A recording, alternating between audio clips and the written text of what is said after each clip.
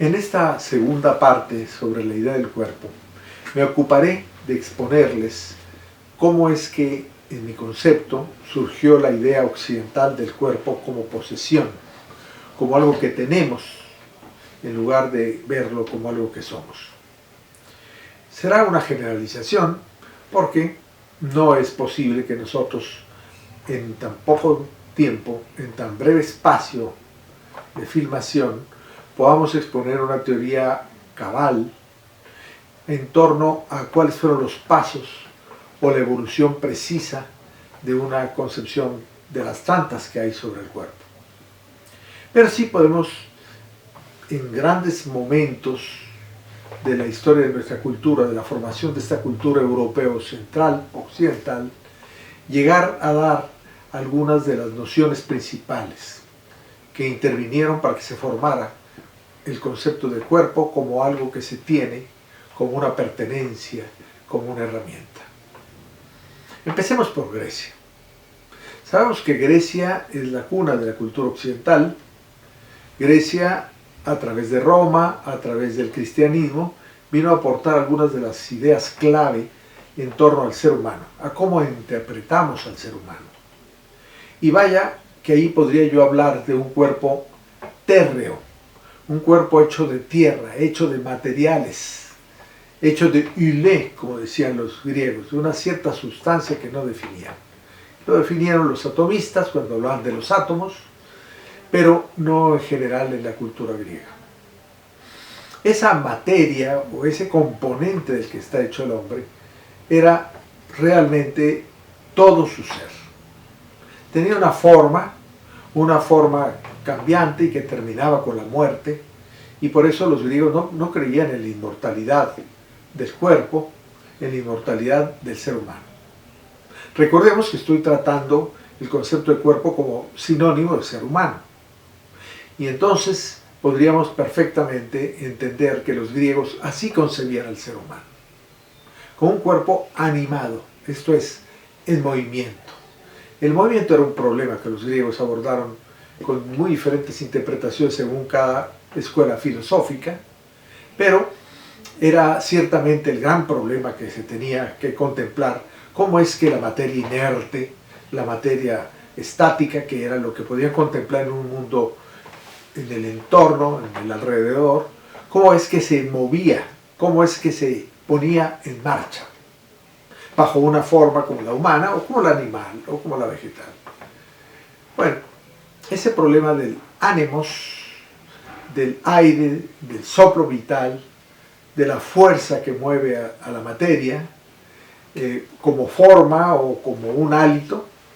es realmente uno de los grandes problemas que los griegos tuvieron que asumir y tratar de darle una respuesta. De todas formas, no había un concepto dualista. El hombre, al morir, terminaba su existencia terrenal, y en todo caso había algunas interpretaciones que las religiones griegas trataban de dar sobre el destino ulterior de algunos seres humanos, no de todos. En un segundo momento, cuando llega o adviene el cristianismo, es un concepto del cuerpo carne el que va a dominar el panorama. Ya no es tanto la visión del componente básico de esa materia prima de la que estamos hechos, sino propiamente cómo es que se puede afrontar el tema de la eternidad, de la vida después de la muerte, que para el cristianismo era un tema crucial. Hago notar que antes del cristianismo, el pensamiento hebreo tampoco consideró la posibilidad de la supervivencia a la muerte. Empezaron a hacerlo a lo largo de muchos siglos de trabajo religioso, de reflexión, de teologías. Llegaron a contemplar la posibilidad de una supervivencia, por lo menos para algunos seres humanos. Eso es algo que hay que tener en cuenta y para un ulterior estudio abordarlo. El hecho de que el basar, eso que llamaríamos nosotros la carne, que es la transición al cristianismo,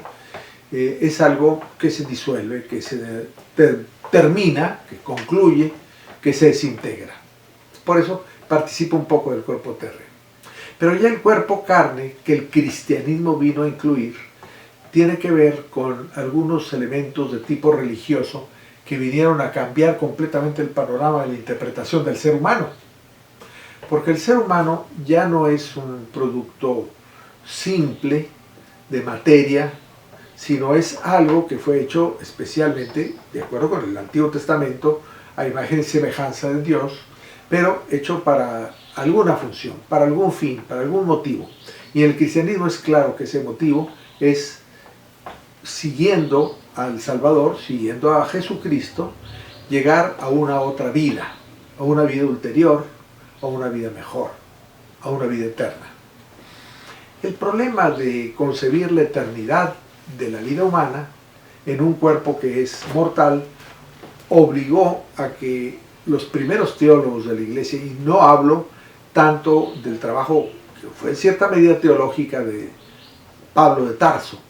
sino de ulteriores pensadores del cristianismo primero, que los llevó, repito, a tratar de encontrar una mejor respuesta y adoptar una vieja concepción griega que había corrido por ahí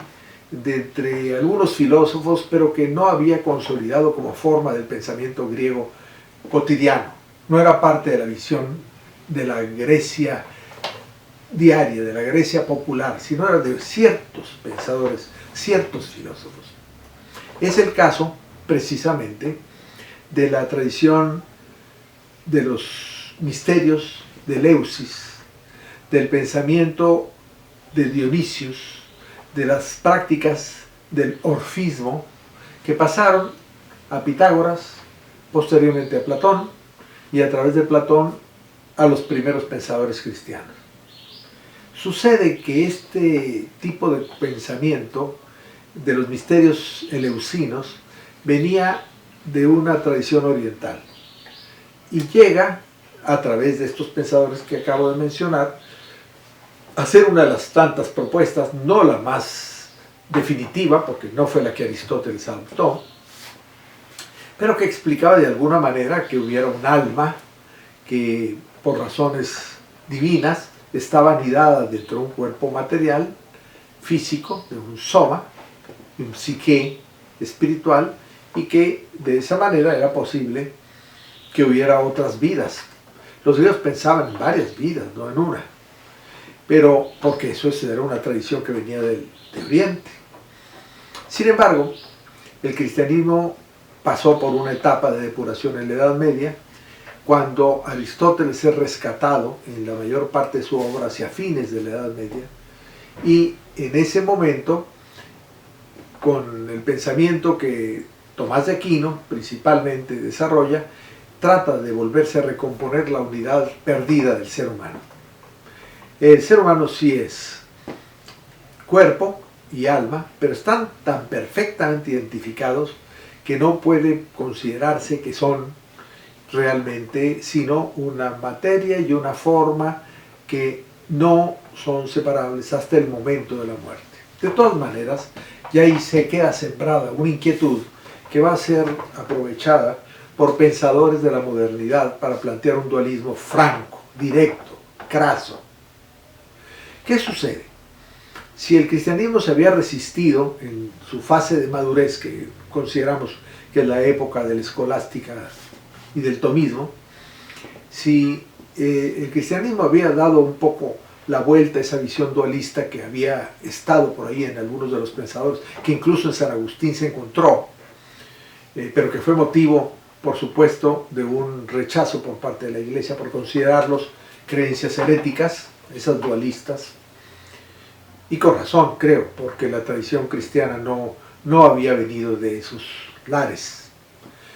Pero la ruptura de la Edad Media con el advenimiento de los tiempos modernos permite que se agudice una concepción diferente, otra vez separatista del ser humano, porque iba mejor con un pensamiento de tipo comercial, con un pensamiento de tipo, podríamos decir, de molde capitalista,